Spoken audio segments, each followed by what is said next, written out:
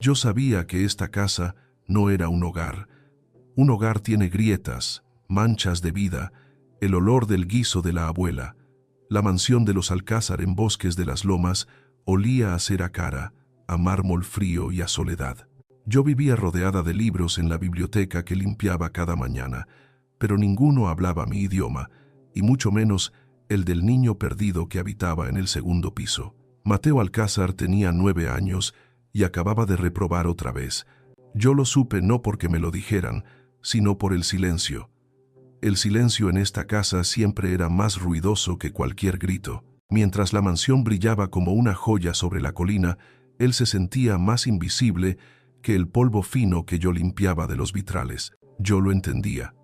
Yo también era invisible. Mármol italiano que reflejaba las nubes, ventanales que besaban el cielo, tan limpios que los pájaros a veces chocaban contra ellos, confusos, jardines diseñados por arquitectos paisajistas que cobraban más que cirujanos.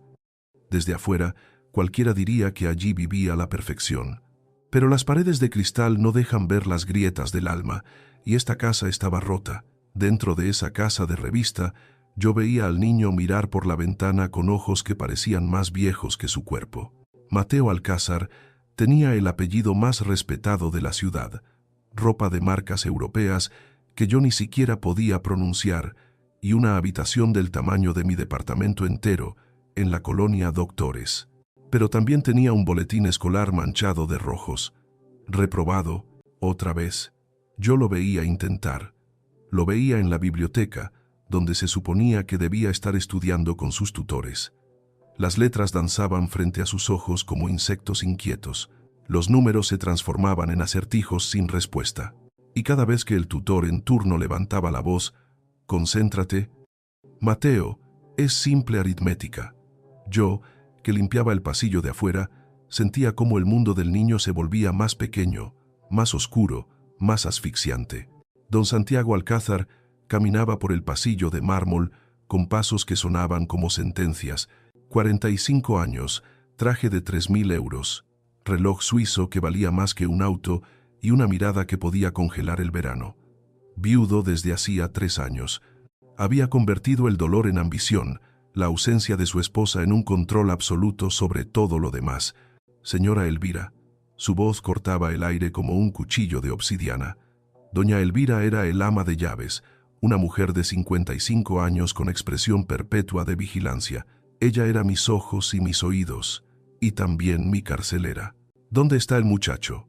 En el estudio con el nuevo tutor, don Santiago. El cuarto este mes. Sentí la mandíbula de don Santiago apretarse desde donde yo estaba, fingiendo limpiar los marcos de plata. Cuarto tutor, cuarta esperanza evaporándose. Entró sin tocar. Yo me acerqué un poco más, mis manos oliendo a detergente de limón, un olor vivo en medio de tanta muerte estéril.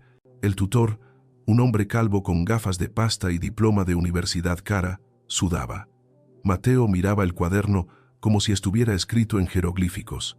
¿Y bien?, preguntó don Santiago. El tutor tragó saliva. Yo podía oler su miedo. Señor Alcázar, yo he trabajado con cientos de estudiantes, pero su hijo simplemente no retiene la información. Tal vez necesite una evaluación especial. Una institución que, fuera. La voz de don Santiago no subió de tono. Fue peor. Fue un susurro helado. Disculpe, pero que salga de mi casa, ahora. El tutor recogió sus cosas con manos temblorosas y desapareció, como todos los anteriores. Don Santiago se quedó mirando a su hijo. Mateo no levantó la vista. Sabía lo que venía. Yo también. Me encogí, deseando poder taparle los oídos al niño. ¿Sabes lo que cuesta tu educación, Mateo? ¿Tienes idea de cuántos niños matarían por tener tus oportunidades? Silencio. Mírame cuando te hablo. Los ojos de Mateo se alzaron, estaban húmedos, pero ninguna lágrima caía. Hacía tiempo que había aprendido a tragarlas. Lo siento, papá. El lo siento no sirve de nada. Los Alcázar no fracasan, Mateo. No en los negocios, no en la vida, y definitivamente no en la escuela. Enderézate. Don Santiago salió. Dejó tras de sí el aroma de su perfume caro y el peso insoportable de su decepción. Yo esperé 5 minutos antes de entrar al estudio, para recoger la bandeja del té que el tutor no había tocado. La habitación estaba en silencio. Mateo seguía en la misma posición mirando el cuaderno mientras recogía las tazas. Lo vi. En el escritorio medio oculto bajo el libro de matemáticas había un dibujo. No era tarea escolar, era un bosque hecho con crayones. Árboles que parecían personas abrazándose. Un sol que sonreía tristemente en la esquina inferior. Y con letra temblorosa, casi ilegible, una frase: «Yo no soy tonto, solo hablo diferente». Sentí algo quebrarse dentro de mi pecho. El dolor de ese niño era tan claro, tan nítido. Miré hacia la puerta, asegurándome de que doña Elvira no estuviera cerca. Doblé el dibujo con cuidado y lo guardé en el bolsillo de mi delantal, junto a mi trapo de limpiar. En ese momento, sin saberlo ninguno de los dos, comenzó una revolución silenciosa. Yo, Sofía Mendoza, la empleada invisible, acababa de declarar una guerra secreta contra la oscuridad de esa casa. La vergüenza tiene un sonido específico. No es un grito, es el silencio que sigue al fracaso. Mateo conocía ese silencio mejor que nadie en el mundo. Yo lo escuchaba en él cada día. Lo escuchaba en la cena, cuando yo servía los platos y su padre leía el periódico en lugar de mirarlo. Lo sentía en el aire cuando lo recogía el chófer para llevarlo al colegio, con ese nudo en el estómago que yo conocía tan bien.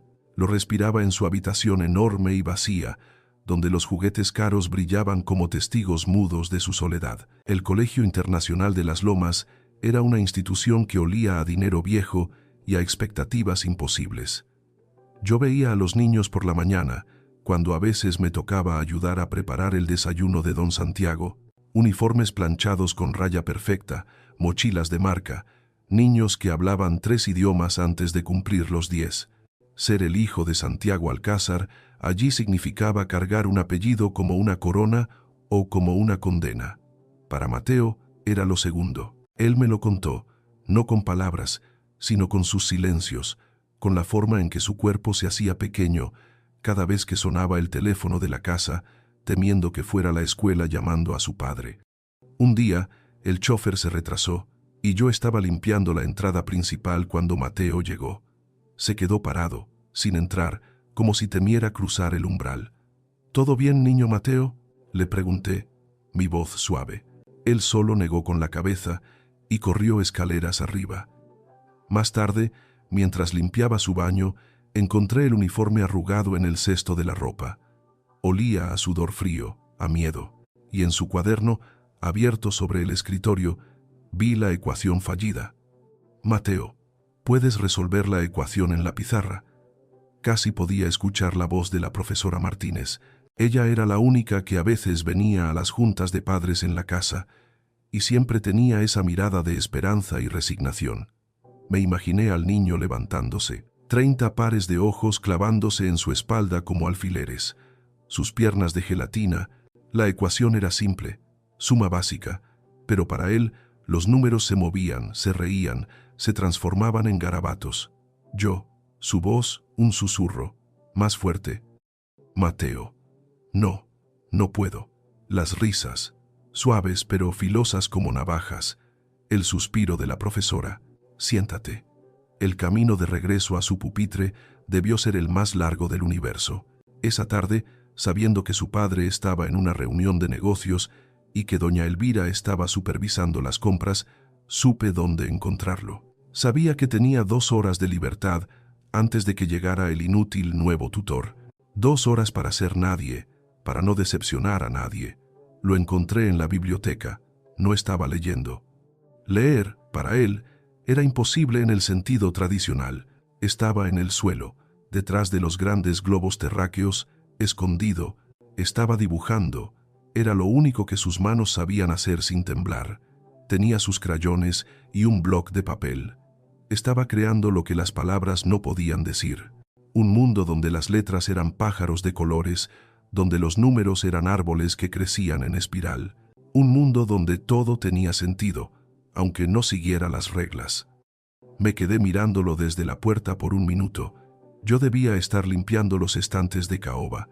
Cada segundo que pasaba allí era un riesgo. Doña Elvira me despediría si me encontraba perdiendo el tiempo, pero no podía moverme. «Son hermosos», dije en voz baja. Mateo saltó del susto, como un venado sorprendido. Escondió el dibujo detrás de su espalda. Yo, lo siento, no debería estar aquí, ¿por qué no? Me acerqué despacio, como me acercaba a los gatitos asustados en mi pueblo.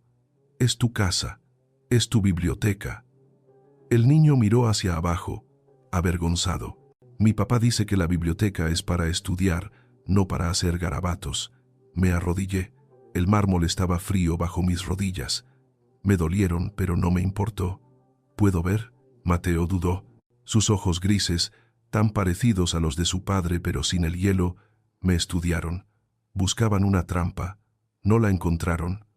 Algo en mi voz, quizás, la voz de una simple empleada que no representaba ninguna amenaza, lo hizo asentir. Me mostró el dibujo. Era un mundo submarino. Los peces eran letras. La P' era un pez globo. La C, una serpiente marina. Tienes un talento increíble, le dije, y lo dije de verdad. Yo, que apenas podía dibujar una casita, mira cómo usas los colores, cómo cada línea cuenta una historia. Pero no sirve de nada. Su voz se quebró. Mi papá dice que dibujar es perder el tiempo, que necesito aprender matemáticas, lengua, ciencias, pero yo no puedo. Sofía, creo que soy tonto. No, lo dije con tanta firmeza que Mateo me miró sorprendido. No eres tonto. ¿Cómo lo sabes? Todos lo dicen. Porque ser tonto es no querer aprender, y tú quieres. Lo veo en tus ojos. Eres diferente. Y diferente no es malo, Mateo. Es solo otro camino. Otro camino. ¿A dónde? Sonreí. Fue una sonrisa triste, pero llena de una luz que yo misma necesitaba. Al mismo lugar que todos. A entender el mundo. Pero tú vas a llegar caminando entre árboles de colores mientras otros van por autopistas grises. Y eso está bien. Mateo no entendió del todo, pero vi algo en su pecho inflarse, algo parecido a la esperanza. ¿Tú crees? ¿Crees que puedo aprender? ¿De verdad? No respondí de inmediato. Miré sus dibujos, miré el boletín escolar que asomaba de su mochila en el rincón, y entonces dije algo que cambiaría todo. ¿Qué tal si te enseño? A mi manera. ¿Tu manera? Sin gritos, sin presión, sin decirte que eres lento o torpe. Solo tú, yo y el conocimiento esperando que lo descubras.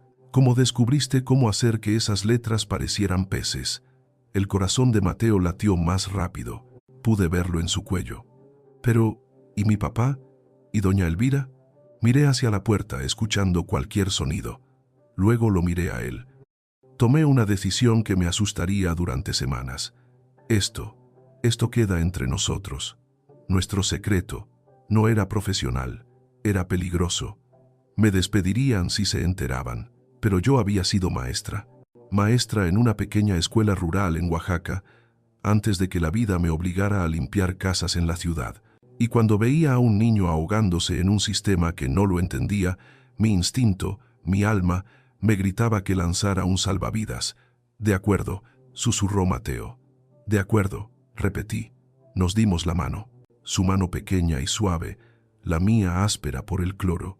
Una alianza secreta, sellada en una biblioteca llena de libros que ninguno de los dos necesitaba leer de la manera tradicional. El talento tiene muchas formas. El talento de don Santiago era hacer dinero. Su voz era un trueno que movía mercados. El talento de doña Elvira era el control. Sus ojos eran cámaras de vigilancia. Mi talento, el talento de Sofía Mendoza, susurraba. Durante 3 semanas, Mateo y yo construimos un mundo paralelo dentro de la jaula de oro. Mientras don Santiago cerraba negocios millonarios en rascacielos de cristal y los tutores oficiales seguían fracasando uno tras otro en la biblioteca, yo transformaba cada objeto cotidiano en una herramienta de aprendizaje. Nuestra escuela secreta no tenía horario fijo. Eran momentos robados. Eran las 7 de la mañana, mientras yo preparaba el desayuno y él bajaba antes que nadie. Las cucharas de plata se volvieron unidades de medida. Los platos de porcelana fina, fracciones. Si tu papá se come la mitad, un medio de este omelette, ¿cuánto te queda a ti? le susurraba mientras batía los huevos. Era la 1 de la tarde, durante la hora de siesta obligatoria de Mateo, un tiempo muerto que él odiaba. Nos veíamos en el jardín trasero, detrás de los rosales importados, donde los jardineros no iban a esa hora. El jardín se convirtió en nuestro laboratorio de ciencias naturales. Las hormigas nos enseñaban trabajo en equipo y organización. Las flores explicaban los ciclos de la vida. Mateo no estudiaba, exploraba. Y por primera vez, el conocimiento no era un enemigo que lo humillaba, sino un amigo que hablaba su idioma. Hoy vamos a aprender sobre historia, le dije una tarde. Estábamos en el gran salón. Yo fingía sacudir los muebles. Él fingía leer un libro de texto. Odio historia, respondió automáticamente. Son solo fechas y nombres que nunca recuerdo. Eso es porque te la enseñaron como una lista de compras, le dije, pasando mi trapo por un jarrón que valía más que mi salario de un año. Pero la historia no es una lista, Mateo. Es una película. Es un chisme. Saqué un pequeño bloc y colores de mi bolsillo del delantal. Comencé a dibujar una línea de tiempo, pero cada fecha era un personaje. Miguel Hidalgo era un hombre con cabello loco y ojos de fuego. La Revolución Francesa se convirtió en un drama de personas reales con hambre y rabia. Yo hablaba con las manos, actuaba las voces, convertía el pasado en presente. Imagina que eres tú, Mateo. Tienes hambre, tienes frío, y ves a don Santiago y sus amigos comiendo pasteles de 10 capas mientras tú no tienes ni un pan. ¿Qué harías? Me enojaría. Exacto, pues eso es la revolución. Él me miraba hipnotizado. Cuando le pedí que dibujara su propia versión de la batalla de Puebla, sus manos volaron sobre el papel. Dibujó cañones, soldados valientes y generales con grandes bigotes. ¿Ves?, le dije. No necesitas memorizar fechas. Necesitas entender por qué pasaron las cosas, y tú entiendes perfecto. Pero no todo era fácil. Había días oscuros, días en que la frustración ganaba, días en que las letras seguían bailando y los números seguían burlándose. Mateo se tiraba al suelo en el jardín, frustrado, llorando. No puedo, Sofía. Soy tonto, tonto, tonto. En esos momentos yo no forzaba nada, guardaba los colores. Me sentaba junto a él en el pasto y le contaba historias, historias de mi propia vida. Yo también fui maestra, ¿sabes?, le dije una tarde. Estábamos en la cocina, horneando galletas, nuestra lección de fracciones comestibles. Él me miró con harina en la nariz. ¿Maestra? ¿Como las de mi escuela? No, sonreí. Una maestra de verdad, en un pueblo pequeño, muy lejos de aquí, en Oaxaca. La escuela era una casa de adobe con techo de zinc. Cuando llovía, sonaba como si 1000 tambores estuvieran tocando. ¿Y te gustaba?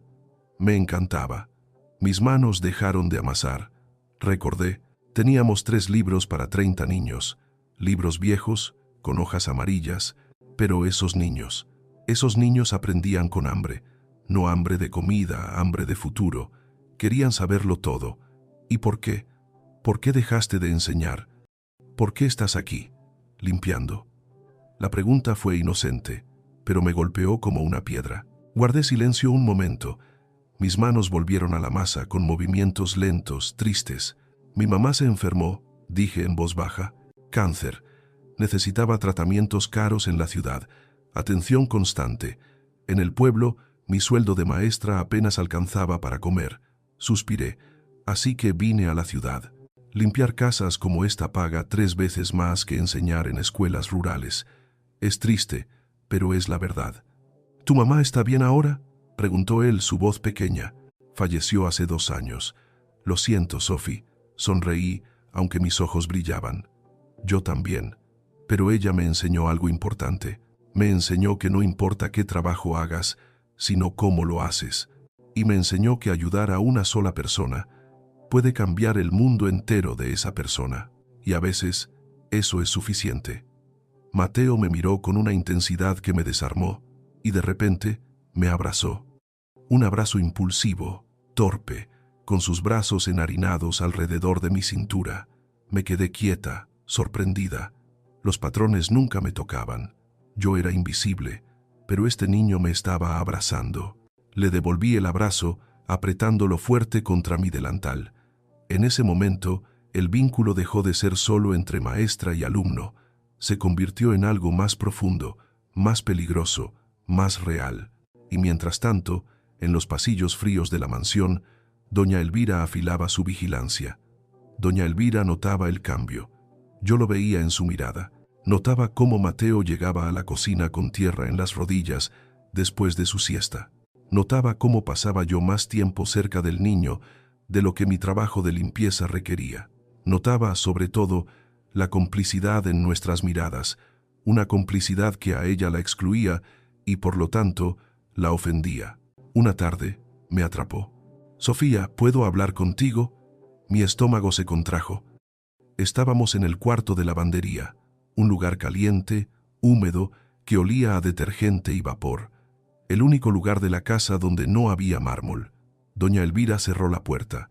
El sonido del clic de la cerradura fue ominoso. «He notado que pasas mucho tiempo con el niño Mateo». Su voz era plana, sin acusación, lo cual era peor. «Solo hago mi trabajo, señora Elvira. A veces me pregunta cosas». «¿Tu trabajo?», me interrumpió. «Es limpiar las superficies, lavar la ropa y cocinar cuando se te indica. Tu trabajo no es enseñar». «Yo no enseño», mentí, y odié el sabor de la mentira. «Solo», conversó con él. «Está muy solo». Doña Elvira cruzó los brazos. 55 años trabajando para familias ricas le habían enseñado a oler los secretos como un sabueso. «Escúchame bien, Sofía, y escúchame con atención, porque no lo voy a repetir. Esta familia tiene una reputación. Don Santiago es un hombre poderoso y, como ya sabes, muy exigente. Si descubre que una empleada está interfiriendo con la educación de su hijo sin su autorización, no solo te despedirá». Hizo una pausa, dejando que la amenaza creciera en el vapor. «Se asegurará de que nunca vuelvas a trabajar en ninguna casa decente de Bosques de las Lomas, ni de Polanco, ni de Santa Fe. Te pondrá en la lista negra». Yo apreté mis manos húmedas contra el delantal. «Yo no estoy interfiriendo, solo estoy». «¿Qué? ¿Salvándolo?». Su voz se volvió filosa. «No somos salvadoras, Sofía, somos empleadas. Hay una diferencia enorme, y mientras antes la entiendas, mejor para ti. Tu corazón blando no te va a pagar la renta. Pero el niño necesita ayuda», susurré, sintiéndome acorralada. «Los tutores no. No es tu responsabilidad», espetó. «Si los profesionales no entienden cómo ayudarlo, no es tu problema. Si el padre no sabe cómo amarlo, no es tu problema. Tu problema es esa mancha de vino en la alfombra persa del estudio y la cena de las 8. ¿Entendido?». El silencio fue tenso. Doña Elvira suspiró, suavizando apenas el tono. «Mira, yo entiendo que tengas buen corazón. Se te ve, pero este no es tu lugar. Estos no son tus niños. Esta no es tu escuela de adobe. Eres solo una empleada. Y cuando olvidas eso, te lastimas. Créeme, lo he visto muchas veces». No respondí. ¿Qué podía decir? Ella tenía razón en los hechos, pero estaba equivocada en el alma. Salió dejándome sola entre las sábanas húmedas y las amenazas veladas. Esa noche casi renuncio. Casi empaqué mis pocas cosas en mi cuarto de servicio. Decidí que no valía la pena. Mi sustento era más importante. Yo no podía salvar al mundo. Pero entonces, mientras doblaba mi delantal, el dibujo que había guardado cayó al suelo. El del bosque. Yo no soy tonto, solo hablo diferente. Recordé los ojos de Mateo cuando finalmente entendió una multiplicación usando galletas. Recordé cómo, hacía 2 días, lo había escuchado tararear una canción sobre los planetas que inventamos juntos. Recordé cómo había dejado de llamarse a sí mismo tonto. Algunos riesgos no son opcionales. Al día siguiente, continué las lecciones secretas, pero ahora con más cuidado, con más silencio, con más miedo. Mateo comenzó a cambiar de forma notable. Sus tutores oficiales seguían reportando fracasos, pero en casa, cuando nadie miraba, el niño resolvía problemas dibujando. Leía, convirtiendo palabras enteras en imágenes mentales. Una noche, don Santiago entró al cuarto de su hijo. Yo estaba en el pasillo, recogiendo la ropa sucia. La puerta estaba entreabierta. ¿Qué es esto?, preguntó don Santiago. Su voz era áspera. Contuve la respiración.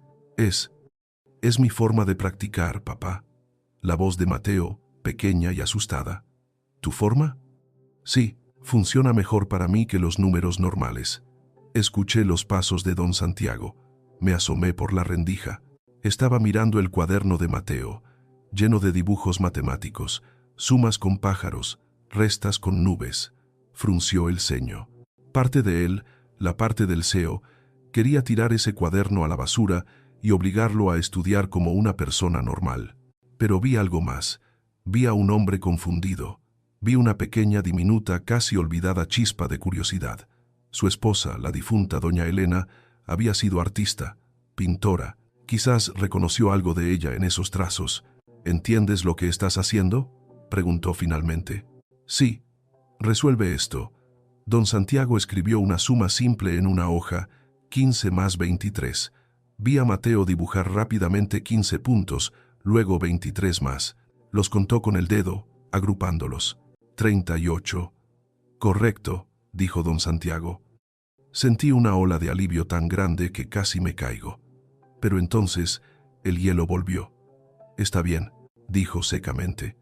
Pero en la escuela no puedes dibujar en los exámenes. No te van a dejar usar crayones. Lo sé, papá. Entonces este método no sirve de nada. Salió. Escuché un sollozo ahogado desde la habitación. Entré. Mateo estaba con la cara entre las manos. Lo hice bien, Sophie, me dijo. Lo hice bien y aún así dijo que no sirve. Él no entiende todavía, le dije, sentándome a su lado. Pero tú y yo sí, y eso es lo que importa. Pero algo había cambiado. Por primera vez, su padre había visto que podía hacerlo, aunque fuera diferente, y esa pequeña chispa sería más importante de lo que imaginábamos. 3 días después, llegó la carta. El Colegio Internacional de las Lomas estaba organizando la primera competencia nacional de conocimientos integrales, y la dirección, en un gesto que mezclaba generosidad con crueldad, había decidido darle una oportunidad a Mateo Alcázar, una última oportunidad para demostrar que merecía el apellido, o para hundirse definitivamente en la vergüenza. El miedo tiene textura, lo sé porque lo he sentido. Es áspero como la lija contra la piel, frío como el metal en invierno, pesado como el cemento húmedo en el estómago. Mateo conocía ese miedo desde que la carta llegó. Yo estaba sirviendo el desayuno cuando don Santiago la leyó. Estimado don Santiago Alcázar, tenemos el honor de invitar a su hijo Mateo a participar en la primera competencia nacional de conocimientos integrales. Será un evento transmitido en vivo, con presencia de autoridades educativas y medios de comunicación. Esperamos contar con su presencia. La expresión de don Santiago no cambió, pero sus nudillos se pusieron blancos alrededor de la taza de café. El silencio se alargó. Mateo, frente a su plato de avena, parecía haber dejado de respirar. Es una oportunidad, dijo finalmente don Santiago, doblando la carta. Tal vez la última. Mateo no pudo comer. Vi cómo la avena se enfriaba en su plato. Su rostro estaba pálido. Me imaginé lo que él imaginaba, un auditorio lleno de gente, de niños brillantes, mirándolo fracasar. El escenario, las luces, las preguntas imposibles, la decepción en los ojos de su padre, multiplicada por 1000. No puedo, susurró. Disculpa, dijo don Santiago, sin levantar la vista del periódico financiero. Que no puedo, papá. La voz de Mateo temblaba. Voy a reprobar, frente a todos. Voy a humillarte. Don Santiago dejó la taza con un golpe seco sobre el plato de porcelana. El sonido me hizo saltar. Ya me humillas cada mes con tus boletas, dijo, su voz tranquila y letal. Al menos esta vez, hazlo de una forma que importe. Las palabras fueron cuchillos. Vi a Mateo encogerse, como si lo hubieran golpeado. Salió corriendo de la mesa. Sus sollozos resonaron en el pasillo de mármol mientras subía a su habitación. Sentí una rabia tan profunda que mis manos temblaban mientras recogía los platos. Quería gritarle a don Santiago. Quería tirarle el café caliente encima. ¿No veía que estaba destruyendo a su propio hijo?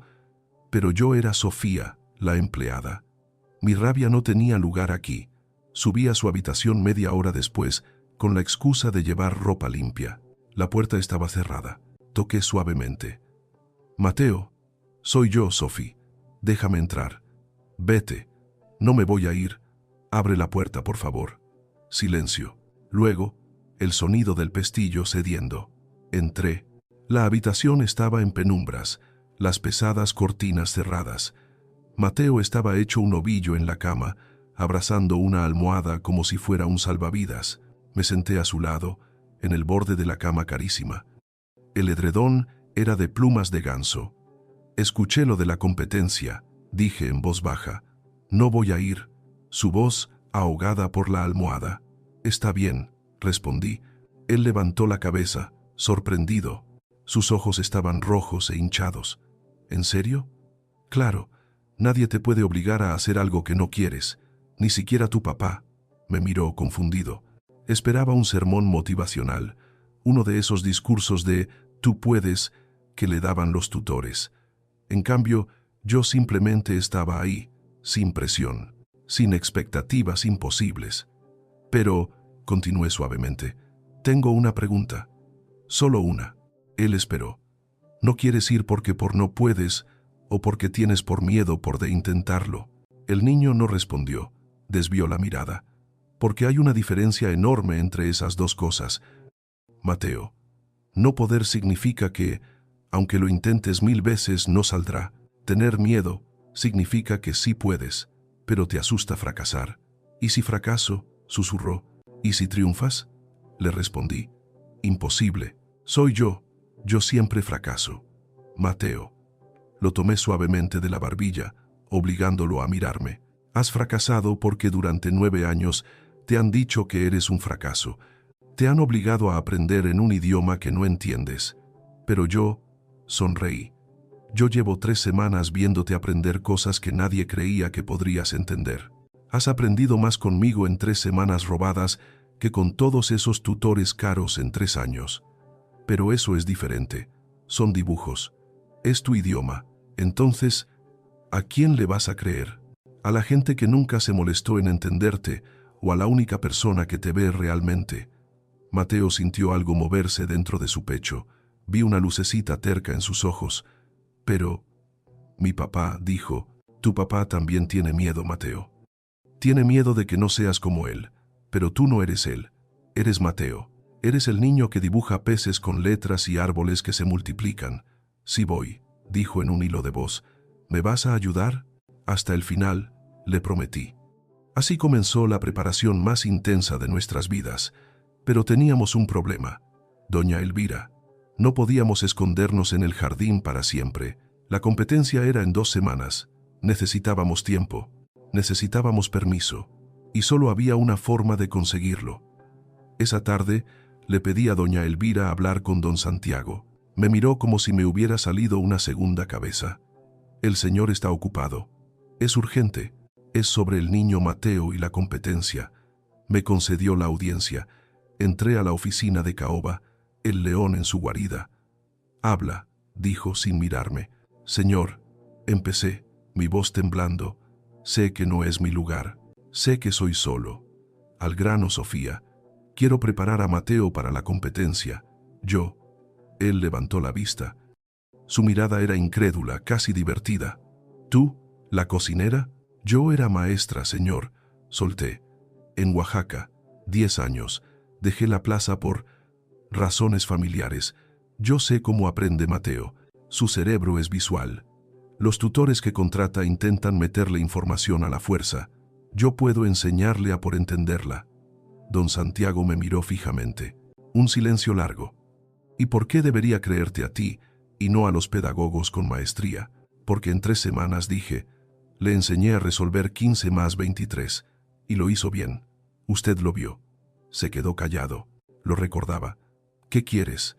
«Tiempo. Déjeme 2 semanas. Suspenda a los tutores. Déjeme enseñarle a mi manera, sin interrupciones. Si fracasa en la competencia, me voy.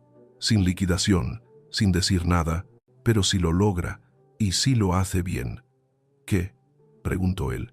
«Tendrá que admitir que yo tenía razón, y que su hijo es brillante».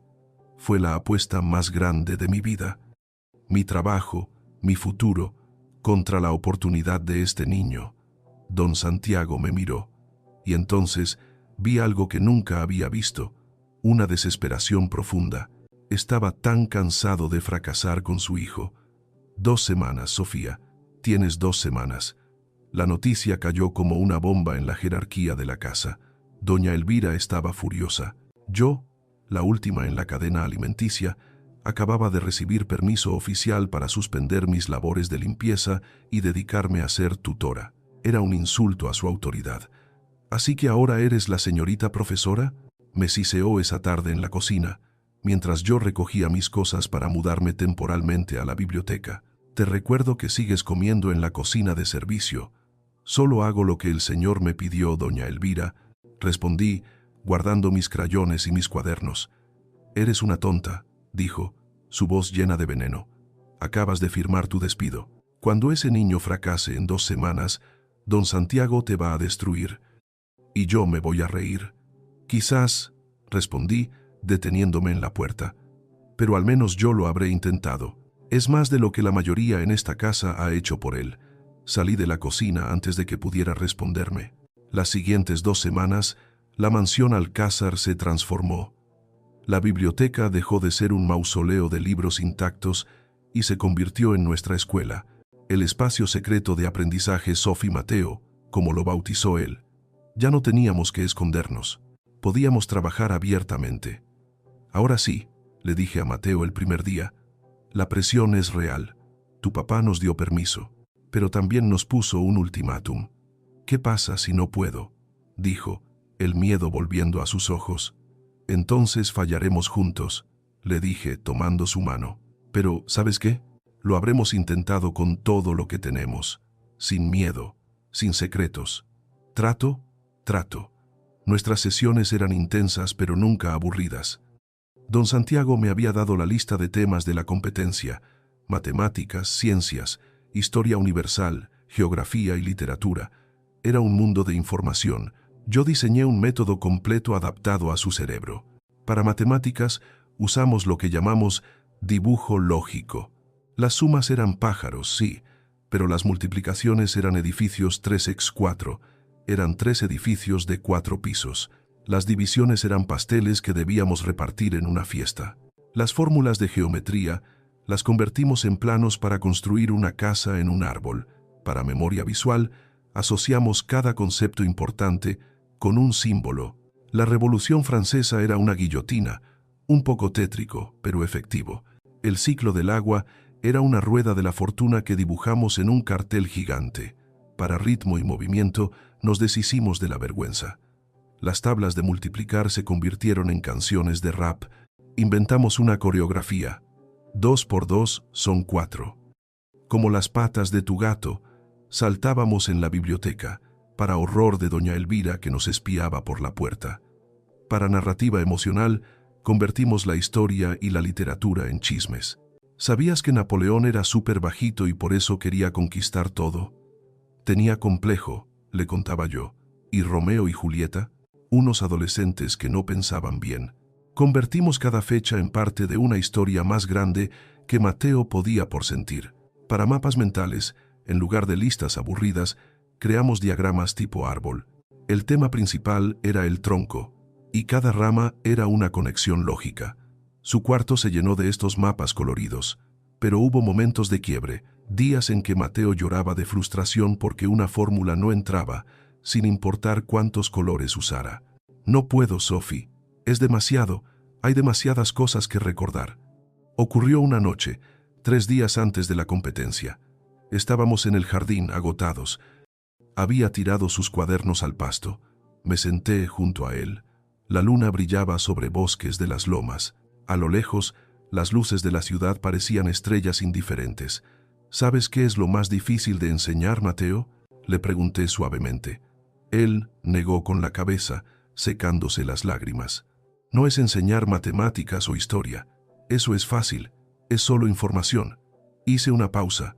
Lo difícil es enseñarle a alguien a creer en sí mismo, especialmente cuando el mundo entero le ha dicho todos los días de su vida que no vale nada.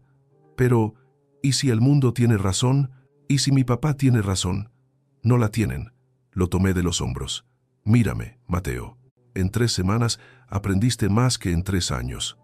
No porque yo sea una maga, sino porque tú eres brillante. Y porque finalmente alguien te habló en tu idioma. Eso no es suerte. Es inteligencia pura. Pero, ¿y si en la competencia me bloqueo? ¿Y si olvido todo? ¿Si me río de mí? Entonces, le dije, usarás lo que siempre ha estado contigo, tu instinto, tu forma de ver el mundo. Cerrarás los ojos 2 segundos, respirarás y dibujarás la respuesta en tu mente. Nadie te puede quitar eso, Mateo, ni siquiera tú mismo. Él respiró profundo. El aire olía a jazmines. Cerró los ojos. Pude ver cómo sus párpados se movían. Estaba imaginando el auditorio, las luces, pero esta vez no se vio fracasando. Se vio dibujando mentalmente cada respuesta. Está bien, dijo finalmente, su voz más firme. Voy a intentarlo. Eso es todo lo que pido, le respondí. Los últimos 3 días fueron de pulimento. Ya no contenido nuevo, solo confianza. Le enseñé técnicas de respiración. Huele la flor, le decía. Inhala profundo, sopla la vela, exhala lento. Don Santiago nos observaba desde lejos. No interfería, no se acercaba, no felicitaba. Era como si tuviera miedo de romper el frágil equilibrio que habíamos construido. Una noche, sin embargo, yo estaba guardando mis cosas en la biblioteca y él entró. «El niño ya duerme», dijo, su voz neutra. «Sí, señor. Está agotado, pero listo». Él asintió, mirando los mapas mentales colgados en las paredes.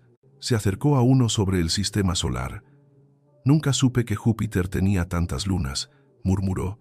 «Mateo puede nombrarlas todas. Les inventó personalidades». Santiago me miró. Su rostro, por un segundo, perdió la máscara de CEO. Vi al padre, vi al viudo, su madre, Elena. Ella era así. Dibujaba todo. Yo nunca lo entendí. Yo solo veo números. Ella veía colores. Asentí. Él también ve colores, señor. Es un don. Veremos, dijo, volviendo a ser el de siempre. La competencia es el viernes. El auto saldrá a las 7. Salió de la biblioteca. Pero algo había cambiado. Por primera vez, no había sonado como una amenaza, sino como una declaración de hechos. Y en el fondo, casi imperceptible, había una nota de esperanza. El día de la competencia llegó como un tren sin frenos. El Gimnasio Nacional estaba decorado con pancartas y banderas. Era enorme. Había cámaras de televisión, periodistas, autoridades educativas con trajes caros y expresiones solemnes. 200 estudiantes de todo el país, los mejores de sus escuelas, y entre ellos, Mateo Alcázar. Estaba pálido, temblaba, pero estaba presente. Llevaba el uniforme de su colegio, pero debajo yo sabía que llevaba la camiseta de superhéroe que le regalé para darle suerte. Don Santiago llegó con su séquito de asistentes. Se sentó en la sección VIP, reservada para padres de familias importantes. Desde allí, tenía una vista perfecta del escenario. Su rostro era una máscara de mármol. Yo no debía estar allí. Mi trabajo había terminado, pero no podía quedarme en casa. Me disfracé. Tomé prestado un uniforme de limpieza de un proveedor del evento. Una filipina gris, pantalones anchos y una gorra calada hasta las cejas. Nadie mira a una empleada de limpieza. Somos invisibles. Me escondí al fondo del gimnasio, detrás de la última fila de gradas, junto a los botes de basura. Mi corazón latía en mi garganta con tanta fuerza que temía que me descubrieran. Desde allí, con el olor a desinfectante y palomitas rancias, lo observaba. El presentador, un hombre de traje azul brillante y micrófono dorado, subió al escenario. «Damas y caballeros, bienvenidos a la primera competencia nacional de conocimientos integrales. Hoy veremos brillar a las mentes más prometedoras de México. Que comience la competencia». Aplausos ensordecedores, luces cegadoras. Vi a Mateo encogerse en su asiento en el escenario. Sentía que el piso se movía bajo sus pies. Me buscó con la mirada. Yo me hice un poco más visible y asentí levemente. Él me vio, respiró hondo. Huele la flor, sopla la vela. La primera ronda fue de matemáticas. Preguntas proyectadas en una pantalla gigante. Los estudiantes tenían 30 segundos para escribir sus respuestas en tabletas electrónicas. Primera pregunta. ¿Cuánto es 347 más 689? Vi a Mateo cerrar los ojos por un segundo. Respiró. Está dibujando, pensé. Está viendo los pájaros en el árbol. Vi su mano moverse sobre la tableta. Escribió. 1036. Correcto. Al fondo del gimnasio, apreté los puños con tanta fuerza que mis uñas se clavaron en las palmas. Vamos, Mateo. Vamos, mi niño. Susurré al aire viciado. Las preguntas continuaron. ¿Cuánto es 12x8? La canción, Mateo. Canta la canción en tu cabeza. ¿Alguna? Escribió. 96. Correcto. Algunas las respondió rápido. Otras, las más difíciles de álgebra, vi cómo le costaban. Se frotaba los ojos. Pero había algo diferente en él. No se rendía. Cada vez que dudaba, cerraba los ojos, dibujaba mentalmente y encontraba la respuesta en ese lenguaje secreto. La segunda ronda fue de ciencias. Aquí, Mateo brilló. Yo sonreía detrás de mi cubrebocas de limpieza. Recordaba nuestros experimentos. ¿Cuál es el proceso por el cual las plantas convierten la luz solar en energía? Vi su sonrisa diminuta. La historieta de Superplanta, pensé. Escribió. Fotosíntesis. Correcto. El ciclo del agua. La tabla periódica. Cada elemento era un personaje de caricatura. Cada concepto abstracto tenía una imagen, y cada imagen tenía sentido. Don Santiago, desde su asiento VIP, estaba inmóvil. Se había quitado las gafas. Miraba a su hijo con una expresión de asombro creciente. Ese no era el niño tembloroso que reprobaba. Era alguien más. Alguien que había encontrado su propia forma de ser inteligente. La tercera ronda fue historia y geografía. La más difícil para él. Pero habíamos trabajado duro. ¿En qué año cayó Tenochtitlán? Recordé nuestra obra de teatro en el jardín. Yo era Hernán Cortés con un plumero como espada. Él era Cuauhtémoc. 1521. Gritábamos al final. Escribió. 1521. Correcto. Así continuó por 2 horas agotadoras. Mateo no respondió todo perfecto. Hubo preguntas que dejó en blanco, especialmente las de literatura abstracta, pero respondió suficiente. Mucho más de lo que nadie, excepto yo, había creído posible. Finalmente, el presentador anunció un receso de 15 minutos mientras los jueces calculaban los puntajes finales. Mateo bajó del escenario con piernas de gelatina. Estaba empapado en sudor. Buscó a su padre con la mirada, pero don Santiago estaba rodeado de otros hombres de traje. Entonces, sus ojos me encontraron, al fondo del gimnasio. Medio escondida detrás de una columna, con mi gorra y mi escoba, le hice un gesto discreto, el pulgar arriba. Mateo sonrió. Una sonrisa enorme, radiante, que iluminó su rostro cansado. Sintió que podía respirar de nuevo, pero entonces sucedió algo que nadie esperaba. Uno de los profesores evaluadores, un hombre mayor con bigote gris y expresión de halcón, que estaba cerca del escenario, me vio. Vio a Mateo sonreírme, me vio levantar el pulgar, frunció el ceño. Se acercó al podio, susurró algo al presentador, luego señaló. Señaló hacia el fondo del gimnasio, directamente hacia mí. Disculpen, dijo el presentador por el micrófono, su voz ahora seria, pero parece que hay una irregularidad que debemos atender. El gimnasio se llenó de murmullos. Don Santiago levantó la vista frunciendo el ceño. Mateo, que caminaba hacia los baños, se detuvo en seco. El profesor evaluador, seguido por 2 hombres de seguridad del evento, comenzó a caminar hacia mí. Mi corazón se detuvo. Intenté escabullirme, mezclarme con la gente que iba a los baños, pero había demasiada gente bloqueando las salidas. Usted, dijo el profesor, su voz resonando con autoridad. La he visto. Ha estado haciendo señales al estudiante número 47. Mateo Alcázar. Yo no, tartamudeé. La vi claramente. Gestos de ánimo. Comunicación no autorizada durante la competencia. Los murmullos se convirtieron en exclamaciones. Las cámaras de televisión, buscando el drama, se giraron hacia mí. Don Santiago se puso de pie, su rostro una máscara de furia contenida. Miré a Mateo. El niño tenía lágrimas en los ojos. «Lo siento», articulé sin sonido, y en ese momento, frente a 200 personas, cámaras de televisión y la élite educativa de México, mi secreto, nuestro secreto, quedó expuesto. La vergüenza pública tiene un sonido específico. Es el murmullo colectivo de cientos de personas juzgando en voz baja, seguido de un silencio pesado que te aplasta. Yo estaba parada en medio del gimnasio, con el uniforme de limpieza prestado y cientos de ojos clavados en mí como agujas. El disfraz que había usado para ser invisible ahora me hacía el centro de toda la atención. Era la empleada, la impostora, la que se había atrevido a cruzar líneas invisibles pero inquebrantables. El profesor evaluador me miraba con un desprecio profesional que me heló la sangre. «¿Quién es usted?», preguntó con voz amplificada por el micrófono que alguien le había pasado. «Nadie. Nadie importante», respondí, mi voz temblando. «Eso es obvio», dijo con crueldad. «La pregunta es, ¿qué está haciendo aquí? ¿Y por qué estaba comunicándose ilegalmente con un participante?»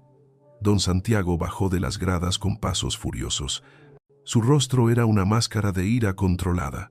Cuando llegó junto a mí, su voz fue hielo puro, no dirigida a mí, sino al profesor. «Es mi empleada doméstica».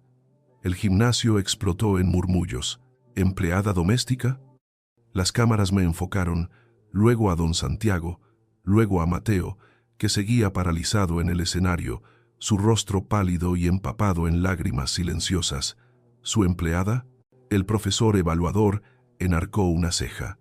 «Disculpe, don Santiago, pero ¿qué hace una empleada doméstica dando señales a su hijo durante una competencia académica nacional?».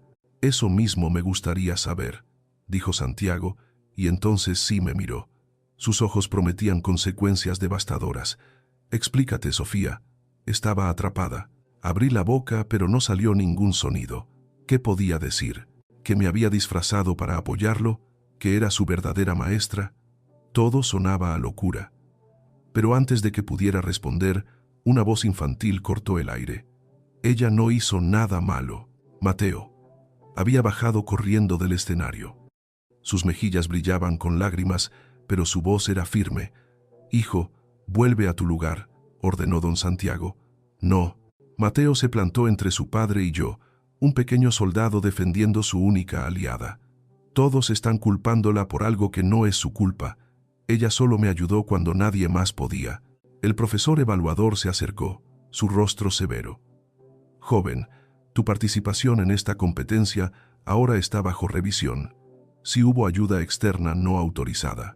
«No hubo ayuda durante la competencia», gritó Mateo, con una fuerza que yo no sabía que poseía. «Sofía solo me hizo una seña de ánimo, como hacen todos los padres». Señaló a las gradas, donde docenas de padres hacían gestos de apoyo a sus hijos. «¿Por qué ella no puede?». «Porque ella no es tu madre», respondió el profesor con frialdad. «Es una empleada». «¿Y eso qué importa?». La pregunta de Mateo cayó como una piedra en un lago quieto. El silencio que siguió fue absoluto, incómodo, total. Mateo respiró profundo. Sentí que algo se rompía dentro de él, pero no era nada malo. Era la jaula de niño tonto, de fracaso, de hijo de Alcázar, finalmente cedía. Durante 9 años comenzó a hablar, su voz temblando pero clara, dirigiéndose a todo el gimnasio, a las cámaras. Todos me dijeron que era tonto, mis profesores, mis tutores, mi papá. Miró a Santiago. Hasta yo mismo me lo creí. Pero Sofía me miró, y sus ojos brillantes de lágrimas me inundaron de un orgullo que me quemaba el pecho. Ella fue la única persona en el mundo que vio que yo no era tonto, solo era diferente. Las cámaras grababan cada palabra. El gimnasio entero contenía la respiración. Ella me enseñó que las matemáticas pueden ser pájaros en un árbol, que la historia puede ser una película. Me enseñó que mi cerebro no está roto, solo habla otro idioma, y por primera vez en mi vida. Su voz se quebró, por primera vez entendí, por primera vez no me sentí como un fracaso. Don Santiago miraba a su hijo como si lo viera por primera vez. El hielo en su rostro comenzó a mostrar grietas. Vi algo moverse en su mandíbula. Dolor. El profesor evaluador, visiblemente incómodo, intentó retomar el control. Eso es muy conmovedor, joven. Pero las reglas son claras. No puede haber interferencia externa. No hubo interferencia, insistió Mateo. Todo lo que respondí salió de aquí. Se golpeó la sien. Sofía no me dio ninguna respuesta. Ella solo me enseñó a encontrarlas yo mismo. ¿Eso está prohibido? ¿Aprender está prohibido? Un murmullo diferente recorrió el gimnasio. Ya no era de juicio hacia mí, era de incomodidad. Vi a varios padres mirar a sus propios hijos, quizás preguntándose cuántos de ellos también necesitaban ser entendidos de forma diferente. Yo, con lágrimas rodando por mis mejillas, puse una mano en el hombro de Mateo. «Mateo, es suficiente», susurré. «No quiero que pierdas esto por mi culpa». «No es tu culpa», se giró hacia mí. «Tú me salvaste, y no voy a dejarte sola ahora». Don Santiago cerró los ojos por un largo momento. Cuando los abrió, el CEO se había ido. Quedaba el padre. Se acercó al profesor evaluador. «Quiero hablar con el comité organizador. Ahora». «Señor Alcázar, no creo que sea». «No es una sugerencia», dijo Santiago. La autoridad en su voz era innegable. El profesor asintió. 10 minutos después, don Santiago estaba en una sala privada con los 5 miembros del comité. Yo y Mateo esperamos afuera, sentados en una banca, rodeados por guardias de seguridad como criminales. «¿Qué crees que diga?», susurró Mateo. «No lo sé», le dije, tomando su mano. «Pero pase lo que pase, estoy orgullosa de ti. Eres el hombre más valiente que conozco». Dentro de la sala, como supe después, don Santiago no gritó. Habló con una calma aterradora. «Lo que mi hijo dijo es verdad. Durante años, yo fracasé como padre. Lo presioné con métodos que no funcionaban y lo hice sentir como un inútil, hasta que una empleada de mi casa, sin un título universitario rimbombante, pero con más sabiduría que todos nosotros juntos, encontró la forma de llegar a él. Mi hijo respondió cada pregunta por sí mismo.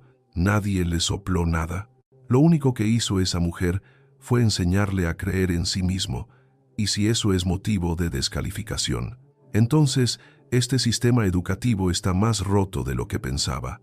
Nicolás merece que sus respuestas cuenten», continuó. «Las ganó con su esfuerzo, y si ustedes lo descalifican, no solo castigarán a un niño de 9 años, estarán mandando un mensaje a todos los niños diferentes, que no importa cuánto se esfuercen, el sistema nunca los va a aceptar. Castíguenme a mí por traerla», dijo. «Castiguen a Sofía por violar el protocolo, pero no le quiten a mi hijo lo que se ganó». El comité deliberó durante 15 minutos que parecieron 15 años. Mateo y yo seguíamos en la banca. Él dibujaba patrones invisibles en el suelo con la punta de su zapato. Yo rezaba. Finalmente, todos volvieron al gimnasio. El ambiente era tenso, expectante. El presentador tomó el micrófono. «Damas y caballeros, después de una deliberación con el comité organizador, hemos llegado a las siguientes conclusiones». Tragué saliva. Sentí el brazo de Mateo tensarse junto al mío. «La señorita Sofía Mendoza», dijeron mi nombre, «será retirada del recinto por violación del protocolo de competencia y suplantación de identidad del personal». Cerré los ojos. Era justo. Sin embargo, hizo una pausa dramática. «Las respuestas de Mateo Alcázar serán validadas. No se encontró evidencia de ayuda directa durante las pruebas. Sus puntajes permanecen oficiales». Un aplauso tentativo, mezclado con murmullos, llenó el lugar. Abrí los ojos. Mateo me estaba abrazando con fuerza. «Lo logramos, Sophie. No me descalificaron». «Lo lograste tú, mi niño», le dije llorando de alivio.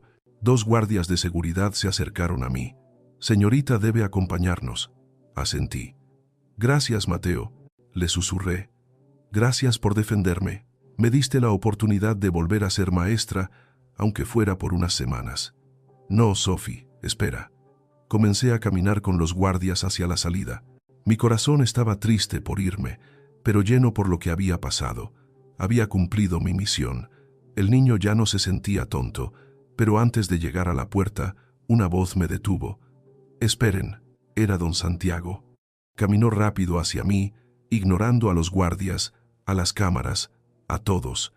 Se detuvo frente a mí. Su rostro era una mezcla de emociones que nunca le había visto: alivio, arrepentimiento y algo parecido al respeto.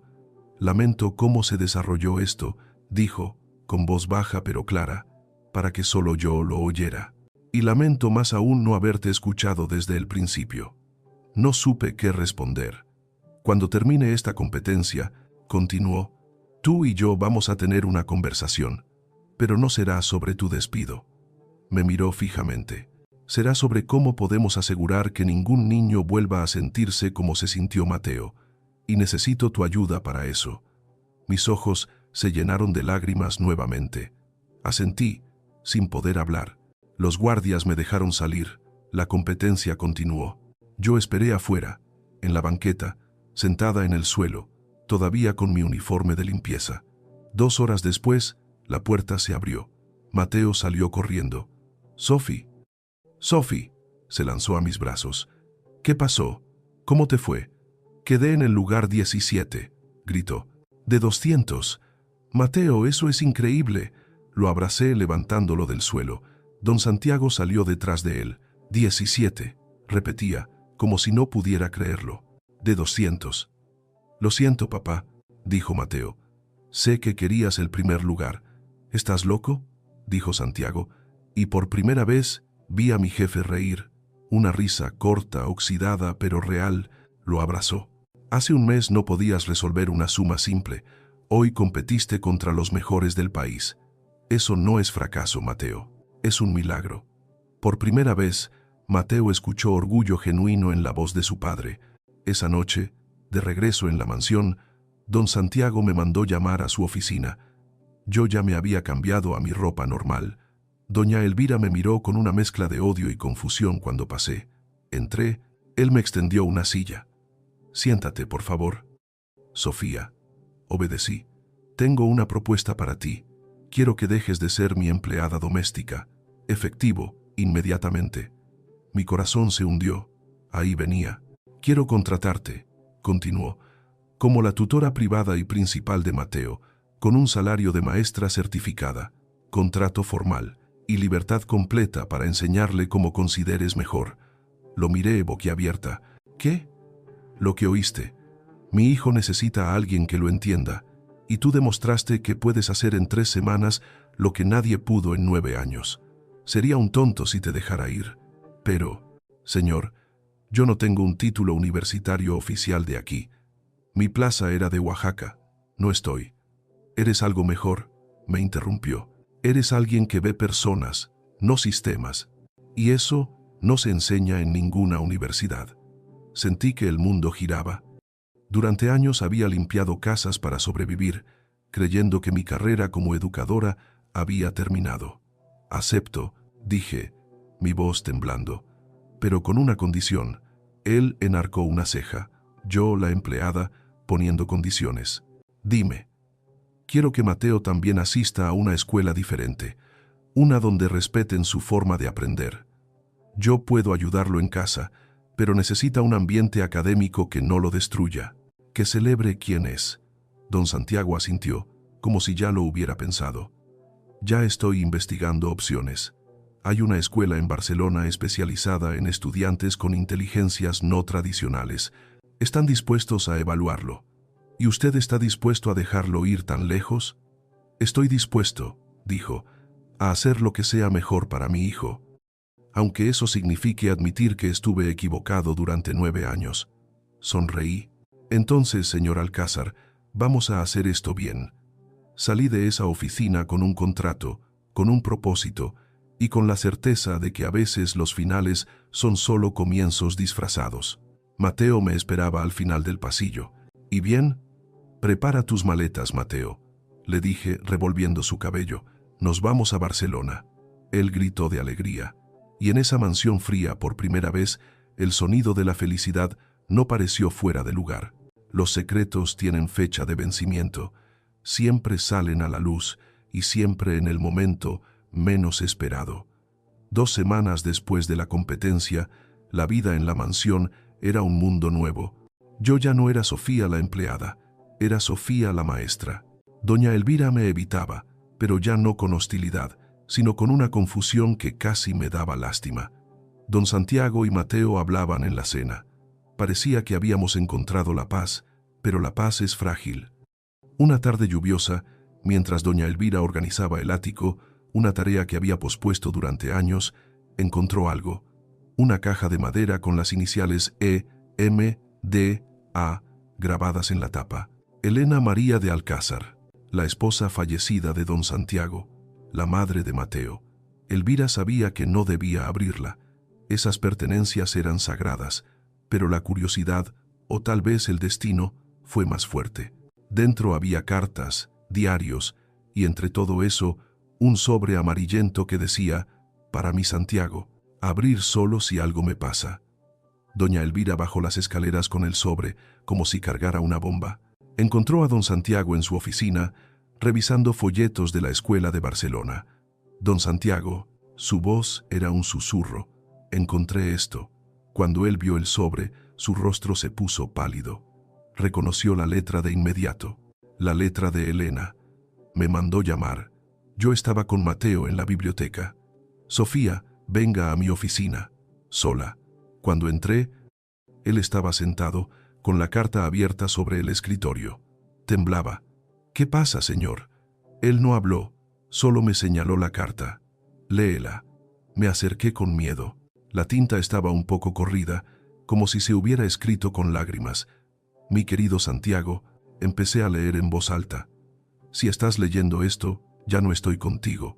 Perdóname si estas palabras duelen, pero hay cosas que necesito decirte. Te amo, pero he tenido miedo. Miedo de que tu ambición te ciegue a lo más importante. Nuestro hijo, Mateo, es diferente, Santiago. Es como yo. Ve el mundo en colores, en formas. Las letras y los números no le hablan. Te he visto presionarlo. Te he visto frustrarte.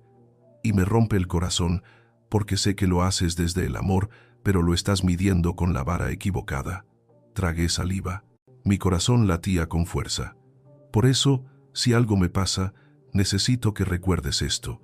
No lo cambies, entiéndelo. Y he estado buscando ayuda. Encontré a una maestra extraordinaria. Se llama Sofía Mendoza. Trabaja en una escuela rural en Oaxaca. Tiene un don. Le pedí que viniera. Le ofrecí trabajo en nuestra casa. Sé lo que estás pensando. ¿Por qué no te lo dije? Porque eres orgulloso, mi amor. Habrías dicho que no necesitábamos ayuda. Levanté la vista. Don Santiago me miraba, sus ojos inundados. Si Sofía está ahí, seguí leyendo. Espero que sí. Por favor, escúchala. Ella ve lo que yo veo. Un niño brillante esperando su idioma. No dejes que Mateo crezca creyendo que es menos. No dejes que tu dolor por mí te impida ver que nuestro hijo es mi mejor obra de arte. Con todo mi amor, Elena. La carta cayó de mis manos. ¿Lo sabías?, preguntó Santiago. ¿Sabías desde el principio? Asentí, llorando. Sí, doña Elena me contactó meses antes de morir. Me ofreció trabajo como tutora de Mateo. Yo renuncié a mi plaza en Oaxaca. Cuando llegué a la ciudad, ella ya había fallecido. Nadie me esperaba. No había contratos. Solo había una promesa que le hice a una mujer desesperada.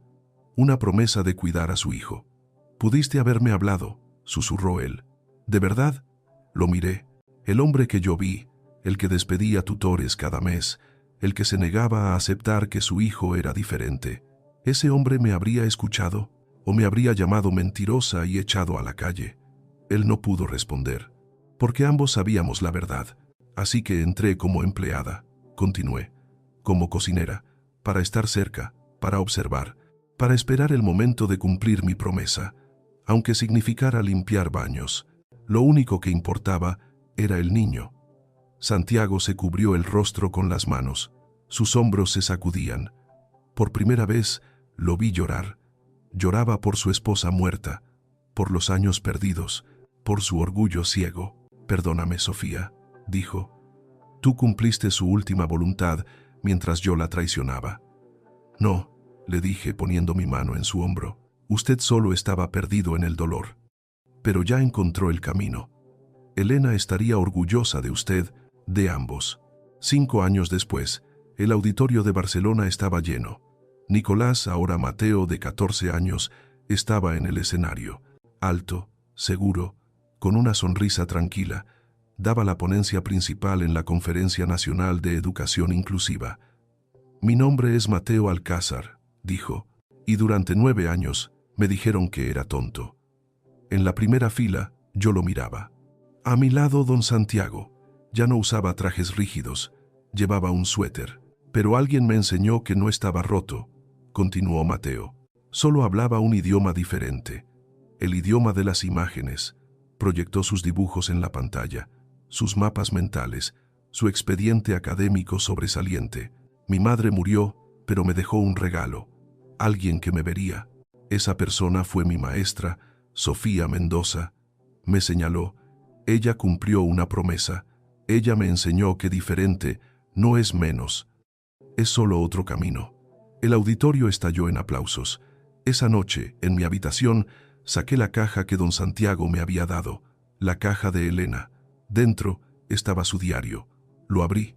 Hoy hablé con Sofía Mendoza. Leí. Tiene una voz luminosa. Sé que ella es la indicada. Confío en ella. No porque sea perfecta, sino porque ve a los niños como personas, no como proyectos. Le dejo a mi hijo. Le dejo mi misión. Que cambie su mundo, Sofía. Y quizás, algún día, él cambie el de los demás. Cerré el diario. «Misión cumplida, Elena», susurré al aire. «Tu niño no solo está bien, está cambiando el mundo».